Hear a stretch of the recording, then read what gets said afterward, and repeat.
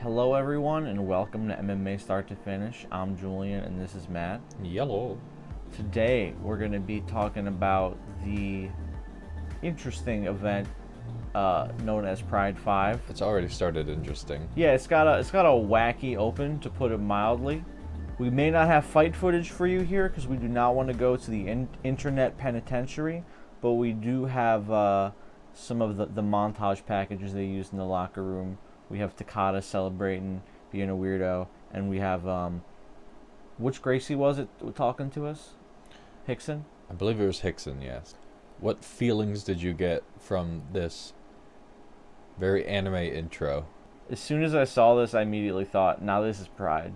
Like, this is correct. This is what I expected when we first started watching in Pride 1. We're now approaching the levels of drama that I've come to respect. I just started typing down my feelings from the music It was long as that shit. they were showing, and it was forced curiosity, Forced? looming danger, Ooh. and then when it just turned red, I just typed red. Can you just elaborate a little bit more on forced curiosity for us? I don't know, the music made it just sound like a bunny exploring the woods, and then we pan over and see a wolf stalking it. I think we'll leave that there. Mark Coleman has been healed by Nomohiko Takada. I don't believe this. It's wow. This is crazy. It feels so good. How the hell did that happen? Oh my God. So we got a wild one to talk about for you here. I think this is the first fight that we're covering on this show where we know for sure it was fixed. For certain, at least. 100% sure. Yeah. There's some other fight. There's at least two others that come to mind that we've talked about here that were a strong maybe. Or hinted at heavily. Yeah, what come to mind is actually the other Takada fight against Kyle Sturgeon, the man with the name of a fish, that looks very suspicious and has also been alleged to maybe be fixed. The other one that comes to mind is Oleg Tektarov and was it Steve Jenham? Or no, am I getting him mixed up with someone? I think it was someone else. I don't think it was Mr. Ninjutsu. No, it was dude who got suplexed by Dan Severn. I can't remember. And anyway, we're getting way That's way far back. tangent side. Point is, we're discussing a fixed fight. Mark Coleman versus Nobuhiko Takada. The hammer, the man who smashed people with his headbutts, versus the pro wrestler who has no actual fighting acumen other than the times he's gotten his ass kicked. He's strong. He knows some stuff. He goes to the gym. Yeah. He lift up the heavy things, put them down. Yes. He knows in theory what could work. He chonky boy, as the kids would say. Yeah. But on paper, you're you can't see the face I'm making because we're an audio medium, but Yeah. it's strong doubt, intense doubt. Mark wasn't a gold medalist wrestler, was he? Let's check. So Mark Coleman did not win any Olympic medals. However, he won several gold medals in the Pan American Games in the 90s and one gold medal have that in reverse. Several gold medals in the Pan American Championships, one in the Pan American Games, and a silver in the World Championships. So he doesn't have Olympic medals, but he's a upper echelon, Yeah. well He could have done it. acclaimed if wrestler. He ate less supplements. He clearly is an expert. So here's a couple things. It's hard to know if watching this without a tainted mind, knowing it's fixed already, I would have been able to parse that. And that's actually something I wanted to ask you, and I'll get to in a sec. But knowing it was fixed going in and watching it, I kind of felt like I was watching a professional wrestling match where certain things were planned to happen and other things were kind of loosely improvised. But only one of these dudes is a pro wrestler. So Mark Coleman would get into a position where he was maybe in Takada's guard or something like that, and could have really gone to work on him, but wasn't going to because he was taking a dive. Yeah. So he would just start punching him in the leg So or some weird shit like that. I think Mark started off real strong and then realized, wait, I have to lose. I think he started out strong on purpose in order to make it more believable. Maybe. Like to be like, oh, like I didn't just like go out and like immediately be like, oh, I got caught in a leg lock immediately. Whoop-de-doo. He put up a fight. He got some licks in or whatever. In the beginning, he did actually like tee off to Takada's ribs a little. Yeah, they went off to the second round. Again, I think that's just for like narrative purposes for like the planned fight. For the first round, I didn't really sense that feeling. I was a little surprised that Takada had lasted this long. Yeah, so going in, actually, I kind of buried the lead here. You didn't know it was fixed until after the fight, I told you. Yeah. Yeah, so watching the fight, did it seem like it was a fixed fight to you? And if so, when did you pick up on that? I picked up on it right when Takada was getting that heel. So, like, as it was ending, when he was Yeah. getting that submission, you were like, hold on. It was like, Mark, what are you doing? This is child's play for you. Why are you letting this happen? And even on commentary, Boss was like, Yeah. About Boss later on has talked about it too and said, like, yeah, this was some fishy business. And speaking of people talking about it later on, I don't remember, pardon me for not quite remembering the source for this exact quote, but Mark Coleman talked about this and said, like, it is what it is. Like, I needed to, like, put food on the table for my family or something. Yeah. So, like, we think of Mark Coleman as, like, oh, he's, like, the first ever UFC heavyweight champion. Surely he's, like, well off. But you're laughing, making some shake. I'm, like, waving my hands around like they can see me. But, no, he didn't make that much money from being in the UFC in the 90s and was, like, already poor in 99 and, like, needed to take a dive in Japan to make ends meet, which is kind of sad. I think I actually noticed when Mark was on top of Takada, not like in mount, but Takada's legs were like keeping Mark away from getting into a mounting position. And Mark was basically like, take my arm, do an arm bar, something. And Takada wasn't catching on to it. Yeah. And that's, I think, when I noticed, like, what are you doing, Mark? Also, just look at the position here. This is Kurt Angle going for the ankle lock, dude. This isn't MMA. Like, he's grapevining the shit. Like, he's Ric Flair. This is not let me rephrase. This can be a legitimate maneuver. It's just, unless you're letting someone do it to you, like, it's not gonna, like, look like that. And he's not gonna tap out dramatically like a professional wrestler either, unless, like, this is Even the tap out was really obviously fake. Yes, that's what I'm saying. Yeah. Because Mark was like waving him over almost, and like now you can see him starting. Yeah. Yeah, he's like, no. Give him the Dikembe, and then he was like, nah, I'm just playing. Tapped. He knows what he did. Look at this Yeah. man. You're telling me this dude doesn't know what he just did? Yeah. You think he feels? I'm not trying to be mean. Like, I'm sure he doesn't feel awesome about it. Like he said, he he had to do what he had to do. But like, I'm still gonna criticize him for it because that's kind of no bueno. There is honor in losing. There's no honor in fixed losing, I think. I would tend to agree with that. As Dana White would say, that's fucking illegal.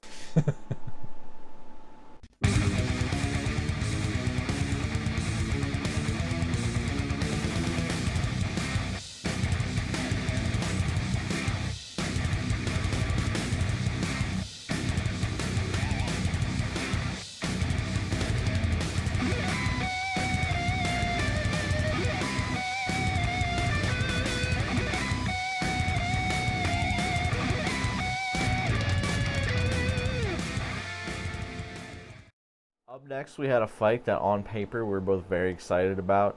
Sakuraba taking on Vitor. We were supposed to see Vitor on the last card we talked about at UFC 19 against Tito. He had to pull out. Not sure why, but regardless, he's here in Japan taking on Sakuraba. Did not live up to the hype. No. And we don't know what was up with Sakuraba's ear. He had some kind of like bandage on one of his ears. Yeah, like tape or a bandage or something. Yeah. My theory was that he had like a Cauliflower ear. cauliflower ear and it got like busted open in practice or something. And he's like, let me tape that boy up. Whatever it was started bleeding at some point during this. So what did you expect as this fight began? Like, what were you anticipating once you learned this was the fight we were going to be watching? Well, he looks like he's mostly on the feet, that kind of a guy, but he does well on the ground. Yeah, he has we've seen him perform well on the feet, but has like obvious jiu-jitsu credentials. Yeah, like that's what he camp. usually boasts, but he just does well on his feet as it is. Yeah. And so I was expecting him to break out those moves against Kazushi Sakuraba, because Sakuraba loves any kind of bar, as in like knee bars, arm bars.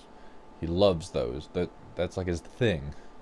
And his predominant strike of choice is the leg kick, which, given Vitor's like displayed striking skill, you think he'd be able to counter with like a punch and get him. And I thought he was gonna knock Sakuraba out. Just like, oh, this dude's he bigger, he's stronger, like he's more well rounded. Yeah. Doesn't happen. Not how it went. No. No. It's not like Vitor went in there and got like knocked out in 10 seconds. It's not the kind of fight that we saw. No. Vitor actually showed some cojones early. He had some strikes he dished out there. Nothing landed super clean, but he was out there competing. Yeah. And then, toward the end of the first round, things sort of went off the rails. And Vitor did break out his ground game. It's one way to put it. It is not the ground game we expected. To be fair, we didn't really see his ground game, because when he turtled up on his back, Sakuraba didn't go into the guard and engage him in the grappling. He was like, that's what I'm saying his ground game is. yeah, he was like, I'm just going to get up, dude. Why don't you get up? Even the ref told him to get up, I think 1 or 2 times, and he just goes right back to his back. Well, we should mention this now, I guess. This is the first Pride event where we have stand-ups and restarts. So unlike other events where we had these shitty stalemates, the ref can step in and be like, all right, get up now. So Sakuraba would step back. The ref would walk over to Vitor and be like, all right, time to get up and fight. Vitor would stand up. It'd take like a step towards Sakuraba, and he would just fall back down. Yeah. Like, not like get hit and fall down, for those unaware. He would literally just like fall back to the floor on purpose. And I can't say pull guard, because he didn't like wrap his arms around Sakuraba and try and bring him down too. No, he just fell onto his butt. Yeah. What happened on his butt? What did Sakuraba do to him when he was on his ass? He just kicked the shit out of him. Over and over and over again. And he looked like he was getting pissed because nothing was happening. Yeah, well, Vitor eventually just like refused to engage. And my theory eventually, because it got worse and worse, especially once we got into the second round, like Vitor was barely participating. Got me like a little, there was more. That's when the stand up where he just dropped happened. That was in the second round. But my theory is that his legs were really compromised by that point, because we could see them, they were purple. They were purple And legs. he like actually couldn't support his weight, so he was just kind of hoping Sakuraba engaged him on the ground. Honestly, nowadays, if somebody kept dropping like that and refused to engage, the ref would kind of be within their authority to like just end the fight. End the fight, yeah, because you're not engaging. You're not intelligently defending yourself. Yeah. Or at least like, I know they didn't have point deductions or even yellow cards yet back then. Actually, no, they did, because they gave one to Mark Coleman. No. They were saying that they should give one to They gave Takada. one to Takada for grabbing the ropes. But we kind of missed the boat to talk about that. Takada was a bit of a... He fought the ref so he could hold the rope. Yeah, to not jump back. Point is, like, there's mechanisms to penalize Vitor that were not explored or perhaps not available. And thankfully, another thing we should mention that is new, this is the first Pride card with judges and decisions instead of draws when the time limit expires. So after the end of the 2 10-minute rounds that we now have, thank God for that, we go to judges who rendered this a W for Sakuraba because duh. I mean, he did just spend like 15 minutes just kicking Vitor's legs. At one point, Sakuraba became so enraged, he went airborne. Yeah. He did this a few times, actually. This, I don't know if it's the first one, because I don't pay that close attention, but to my memory, this is the first instance of the curb stomps that Pride is known for. He didn't land it here and, like, murder Vitor or anything. Yeah. But, you know, if I just show people this this image that's going to capture your imagination. Yeah. Even Vitor's corner was getting mad at him. They were like, "Do something." Yeah, his corner was certainly displeased. Like, you could see them shaking their heads, like, this is not going. This isn't good in any way. It's not good for him. It's not good for his record. It also, on a sort of a side note, this is one of the few fights where we got to see somebody who was more like grown in the UFC take on somebody who was more grown in Pride. So there is in the backdrop for those that are like invested enough to care, like Pride versus UFC going on here, because there's not yet like the types of contracts that prevent fighters from competing in both organizations. Do you think there's any super fans there from like Alabama who flew over to Japan just to watch? No, but again, I don't want to get into too big of a tangent here. I have heard of legends in the 90s of like rich super fans who like loved this shit because it wasn't on cable TV. Some of the only people who could afford to watch like the UFC and Pride were just like really wealthy people. So I'm sure there was someone incredibly wealthy who like went to one of those shows in the US for the UFC and also went to Japan. I mean, the other thing too is like I don't know. I said again for the audience, if you were around and you were in the scene in the 90s, let us know how the flow of information worked. Were you even aware? Like, how much notice in the U.S. did you have that a Pride event was going to happen?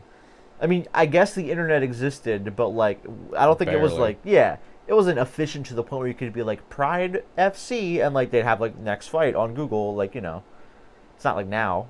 I wonder how many people that watched the UFC didn't know about Pride at all and vice versa, especially early.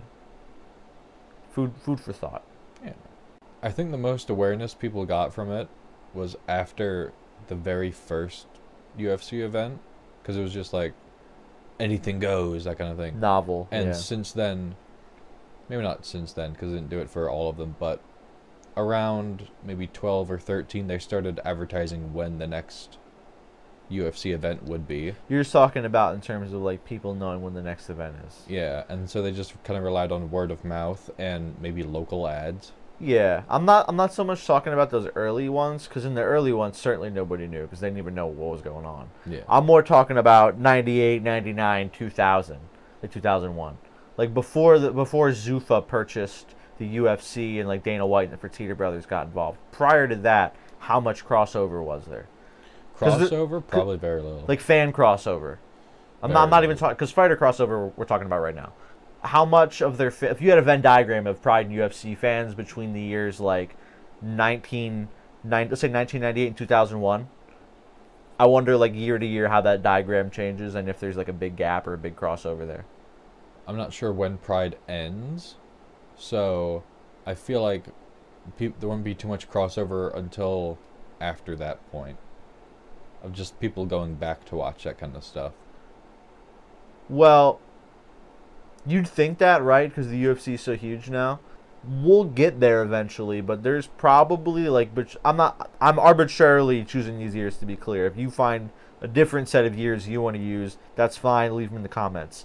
But between roughly, for the sake of argument, the years like 2001, 2002, and like 2006, 2005, Pride was just better than the UFC. Like, period. Superior fighters, bigger operation, bigger venues, making more money. It was a front for organized crime too, which kind of helped with the whole financing thing. Yeah, but I'm sure it helped. Hey, not another tangent, but it's not exactly like the Fertitta brothers or like super squeaky clean and how they like, you know, got all buddy with the people in Vegas to help get the sport legalized. I'm glad they did that. Don't get me wrong, but the point is, a lot of this business is not exactly kosher. So, Pride, my tangent. Point is, Pride had a big window where they were actually just bigger than the UFC. I think the crossover would just be in like tape sales, tape CDs, and that kind of thing. So I'm very happy because come over here and do this demonstration means showing my jiu-jitsu in the very pure way. Jiu-jitsu taught me everything I have today, all the values. He taught me about the beauty of peace, taught me about feel ready to go to war, taught me about honor, respect, love, and friendship. My most important mission right now, regardless the fact I'm a fighter, is teach jiu-jitsu for more people I can. Because I think jiu-jitsu is a very noble art, and the one who learns jiu-jitsu will develop a very interesting knowledge inside who's gonna make you a better person. So what we have to talk about for you now is not really a fight. We have a couple of the Gracie brothers coming to town to teach us some lessons. We have Rickson and Royler doing a Brazilian jiu-jitsu demonstration. Yes. I feel like this was both a way of saying we appreciate jiu-jitsu and also like, hey, look at how we can improve upon it. Yeah, this was like I don't think, I'm not super comfortable calling it a backhanded compliment, but what I will say is there's like a twofold message here of like, we're paying respect to you for being responsible for our sport existing at all, but at the same time, like, we have like perfectly optimized your system, and this is like the pinnacle of grappling. Is sort of, because let's get into the actual contents of what went on here. So the demonstration was two parts. It started off with just, well, basic demonstrations. They would perform an action from like just facing each Self-defense other. techniques. Yeah. And then once it went down to the mat, one of them would tap. It wasn't like, it was either Royler or Rickson, whoever was defending themselves, and then the other one would just do probably was the more natural reaction to it instead of a trained reaction. Yeah, they were like, the motions for this were kind of exaggerated to make the point and like slowed down. Yeah. I'm not saying like he was like, well, he was sort of letting him do it to show you like what you do if somebody comes at you with a knife or if somebody tries to grab you. Yeah. Because he knows how to prevent what he's trying to do because he's an expert. But the average asshole trying to stab you doesn't really know how to counter what you're doing. Yeah. So that was kind of the point there. And then they rolled, which was kind of cool. Yeah. So first part was just demonstrating how to defend against person who doesn't know how to defend against your defense, I guess. It's a roundabout way of saying it, but yes. How to attack your defenses properly. And then it was proper Brazilian Jiu-Jitsu rolling. And You think they were going full blast? I think they were going full blast. you think they were? I don't. I don't think they were either. I think they were going on a higher level, but like 60%. yeah. They weren't Maybe like 70. not competing, No. but they weren't going hard. Do you think like one of them? I wasn't really paying attention, so I don't know if one of them was winning more than the other. I'll be honest. That's the homework of you, the viewer. Go back and keep track of who tapped who how many times and tell us who won. Yeah. Because that was not a point of emphasis for the broadcast or for us watching. So. And so I'm wondering if like Royler or Rickson is like, you could let me win a little more. Either way, even only going at like half effort, they were sweaty as fuck. Yeah. Because they're in those heavy ass gis and all those lights. Oh, and yeah. They're We're not in Podunk, Mississippi here. We are in the Rainbow Hall here in Japan with the bright lights shining down. But I appreciated their demonstration. Yeah, what did you think of the speech that we sort of alluded to earlier that Rickson gave afterward? I thought it was more of the same of like, not a backhanded comment, but like a look at what we've done. It was it was cool. It's like a, to me at least, nobody ever talks about this, but it's like a moment of cultural significance to an extent. Also, like I don't really have many thoughts about this. It's just something I observed that like he's speaking in English when his primary language is Portuguese because he's from Brazil to the Japanese audience. The English is then getting translated through the Japanese translator into Japanese to the Japanese. So there's like 3 channels here we have to go through, and like Rickson is speaking a language like that is no one's primary language in the immediate area. Yeah. which is like an interesting dynamic of colonialism. But anyway, I wonder why he was speaking English though. It's just easier to I translate mean, through. if I'm being less cynical, he probably just like does not know Japanese and knows English. But it made for weird optics. That's all I'm saying. It's also just kind of funny hearing him, because he has to think about what he's trying to say. He's breathing heavy because he just Yeah. rolled. He's like slowly saying what he's saying, and then it goes to the Japanese translator who's just going a million words a Very, minute. very long. Yes. And even like short sentences took forever from the translator, and I'm wondering like what all was said through. Like, How what- exact were those translations? Like what did he want to say? Was he saying it how he And then exactly how did that he get wanted it? And then yeah, what all got lost in translation? whispered down the lane? What happened there? Now imagine that getting translated into like another language. Like there's subtitles for someone else's thing. It's just subtitles in Spanish. Yeah.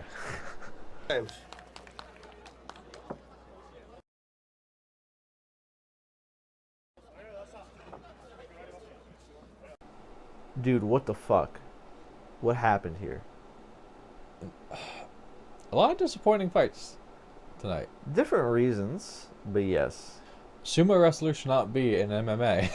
Let's That's the basic way to put it. take a brief moment here to explore the Wikipedia of Nishida.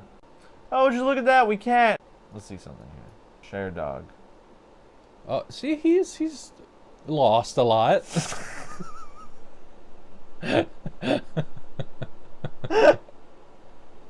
We're so mean. Well, I would love to learn more about Nishida here, but he does not have a Wikipedia page for us to explore.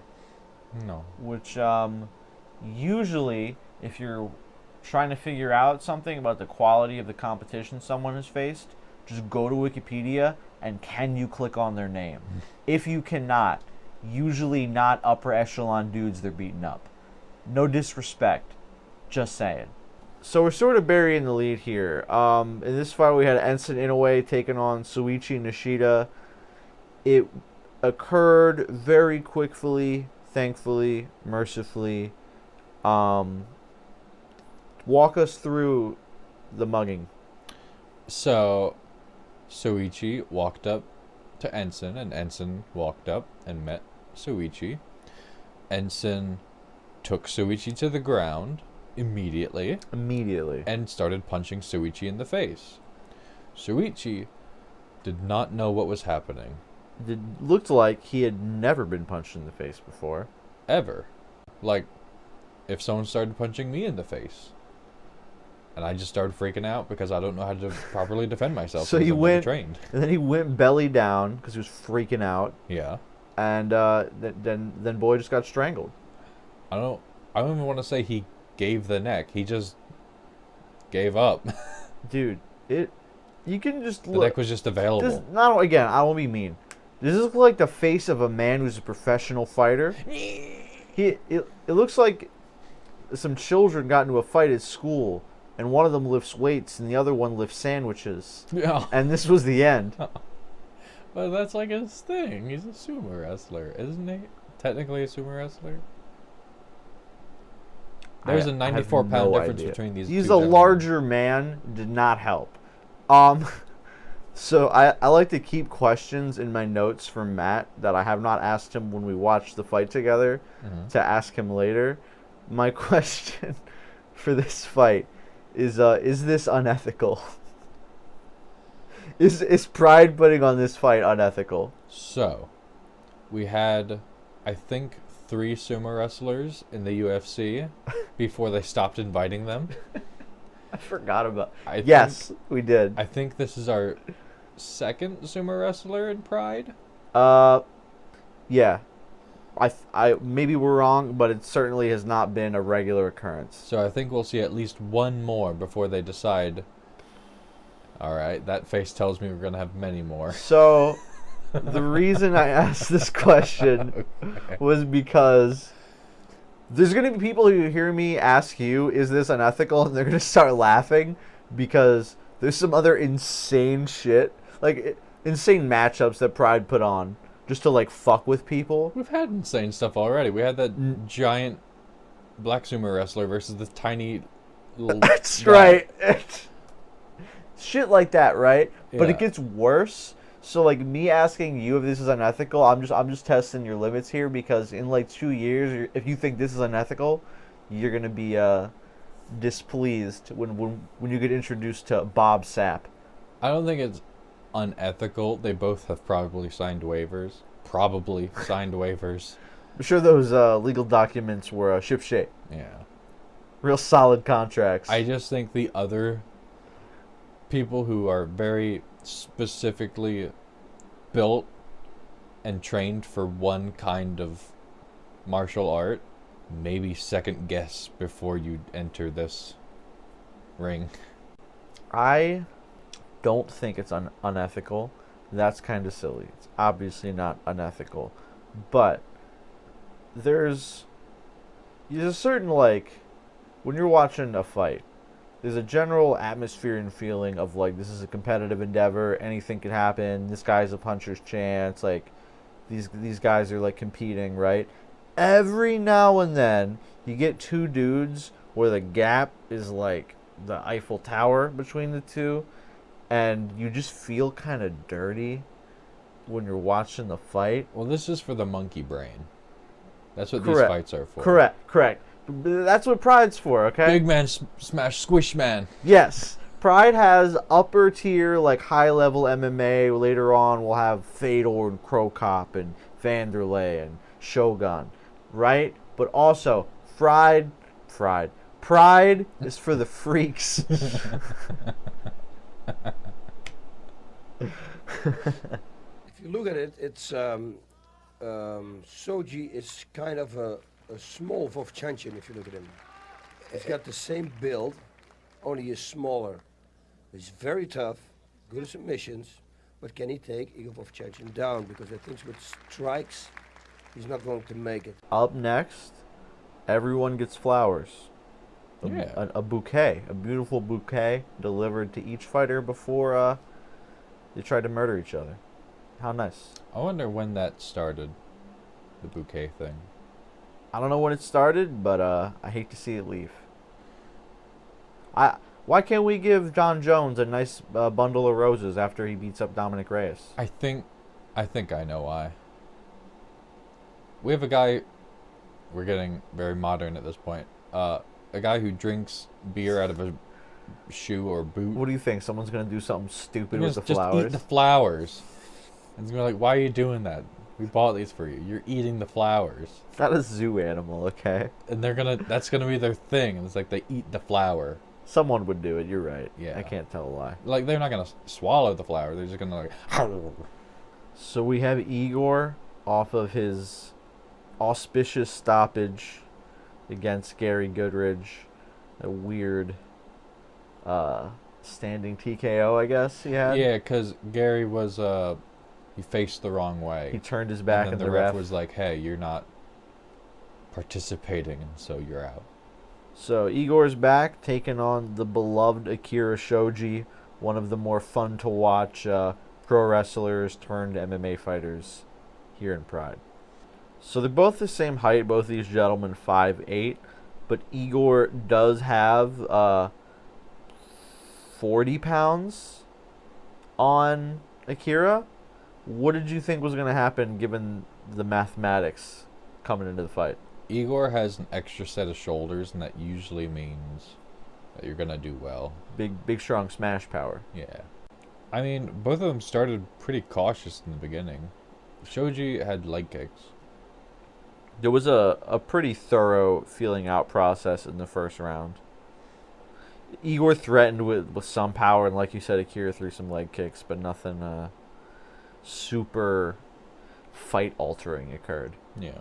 Shoji also showed off the hidden method of the butt scoot, as Boss would put it. Yes. But the ref, at least this ref, wasn't really having it and told him to get up. He did this.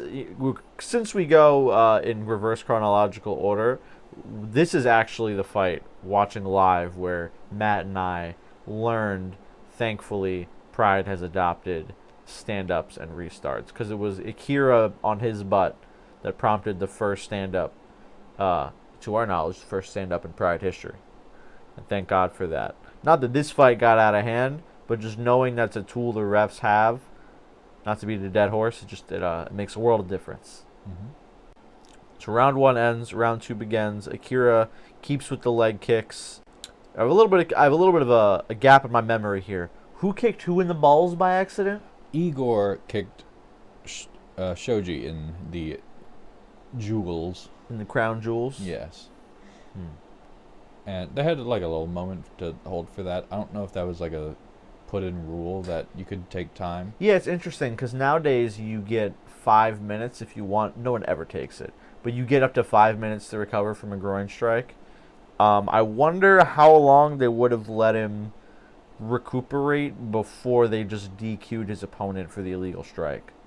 But thankfully, we did not have to grapple with that, no pun intended, because Shoji is a tough man, continued fighting, despite having his sack squashed. Yeah. And Shoji did try to charge at Igor, but Igor is a larger man, refused to go to the ground. So instead, Shoji took his own back to the ground. And it ended on that point, and Igor won by decision.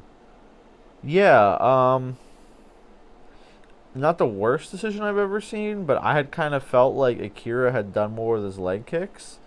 But you can't accuse the judges of home field bias. They're in Japan. Akira lost. They gave it to Igor. So Yeah. I was kind of surprised to see that. Who would you if you were a judge? I know we weren't scoring the fight. Yeah. But gun to your head, who won this fight? Whoever you want me to, whoever you want to have won. All right. Nice, calm man in a room hands you some coffee and asks who you think won. Probably Igor. Probably Igor. Akira, he kept going to the ground too much. A little bit of the Vitor syndrome. Yeah, and it wasn't like good ground game. It was just like, come here. Turtley. Yeah. Turtley. So Igor gets his hand raised at the end of the day. 2-0 in Pride. And I am sure we will see this large Ukrainian man in the future.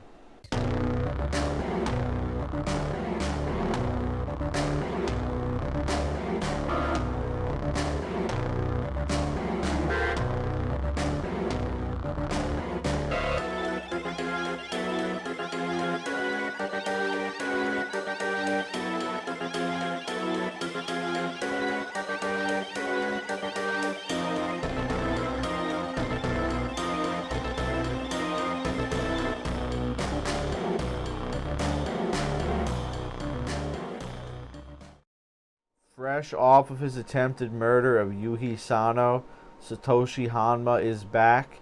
New haircut, less Bond villain, more Steve Blackman. This fight got off to a slow start. Yeah, there wasn't a whole lot happening in the beginning. Kind of like the other fight, but longer. A prolonged feeling out process here. Our first time seeing Francisco Bueno in Pride, so we didn't really know what to expect.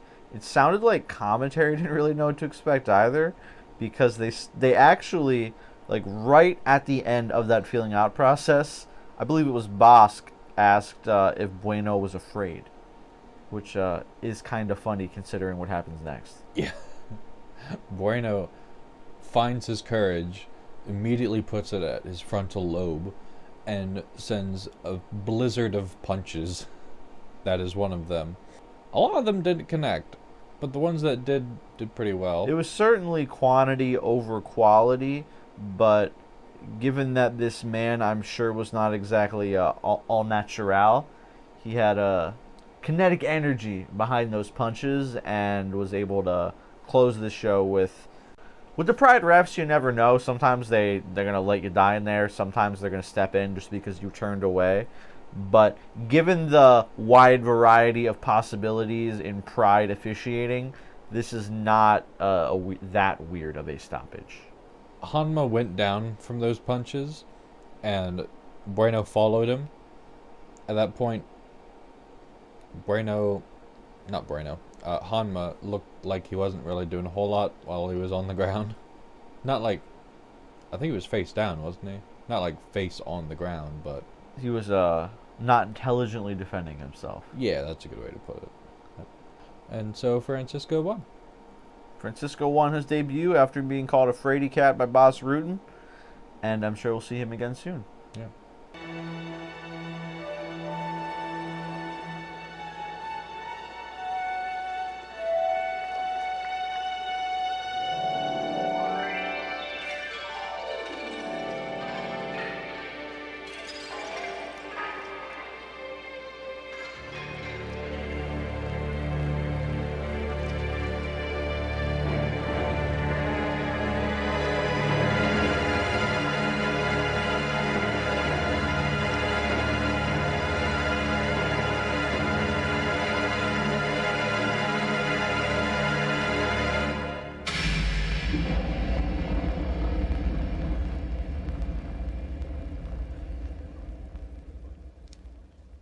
Up next, in the first fight of the night and the last fight of the night for our purposes, the brother of Ensign, Egan Inoue, taking on Minoru Toyonaga. I'm sure I have botched that name somehow, but I'm doing my best. So, much like his brother, it seemed like Egan was had a little bit of a talent gap between himself and his opponent. Not as steep as the gap between his brother and his brother's opponent, but clearly the better fighter. There wasn't any real moment where it looked like Minoru had any kind of advantage. The only good part that I saw was when he got out of mount. He escaped the choke attempt from Egan. The one thing I noticed was that really early on, during a scramble, he tried to go for a Kimura, but it was really shitty. It just didn't work, and the bad Kimura attempt is what actually gave Egan mount. And then from mount is how he got the back to lead to that choke attempt that wound up not working. Yeah. And the failed choke attempt actually got him back to their feet. And at one point, to emphasize what you're saying, Inoue was basically able to force himself into a mount position. Yeah, there was not a lot of resistance there. He just muscled his way there. And they did have some back and forth on the feet, like you said. And then they got up a little bit, and Egan threw one punch, or a few punches, that we couldn't see from our angle. But at this angle, pretty hefty. It really, it had some weight behind it. Yeah, so when we first saw these shots at a different angle, we just kind of looked at each other like, wait, what? The fight's over? Our angle was from Minoru's right. Yes. At eye level behind with the ropes. Minoru. Yeah. Yeah, so we couldn't really see the impact here, but thankfully other cameras existed. Thankfully the ref had a better angle too. It wasn't like he was about to get brutally KO'd, but no. He had certainly taken a bad enough shot and once again was no longer intelligently defending himself. He got rocked. The question I have for you here is did this stoppage feel in any way fishy?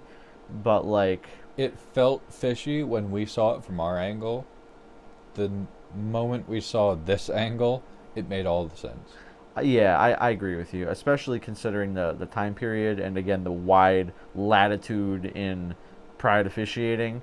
Had this been a stoppage in 2020, I think both of us would be like, what the fuck? But I think it would have been kind of quick. I think it would have been very quick if that happened now. But back then, par for the course. As much course as there can be with Pride. A lot of range in what par is. Yeah. What was your favorite fight from Pride 5? I know we got some clunkers in here, but I'm sure there's one that tickled your fancy. There are some clunkers. Honestly, it might be that sumo fight with the one where the poor dude got his ass kicked? Yeah. With what's his name? Ensign Inoue and yeah, it was Ensign and Nishida. Suichi Nishida. That was your favorite.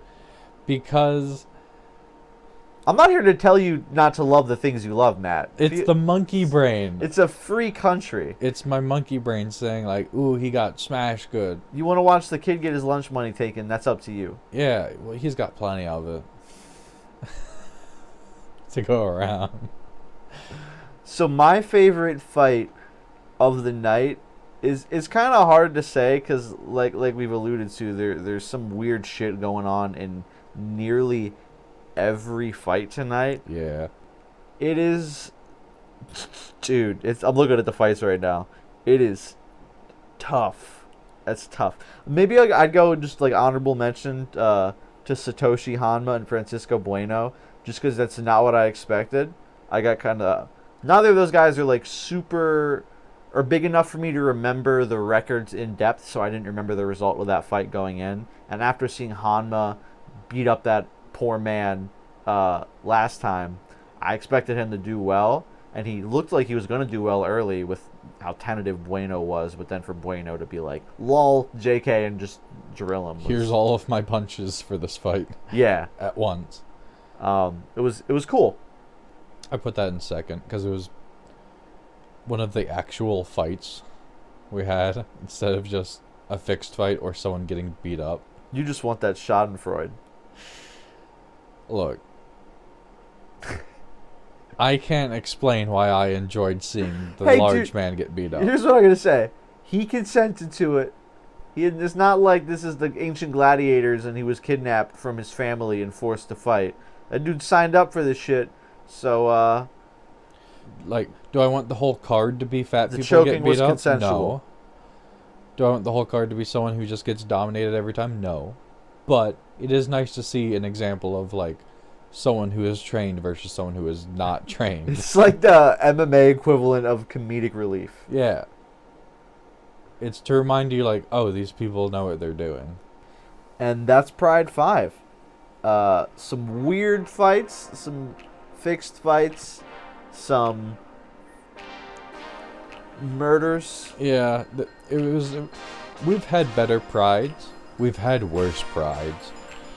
This was like a. If I had to rank it, put it like a 4 out of 10. I'll put it this way. It's an interesting event, probably not for the reasons they'd like it to be. Yeah.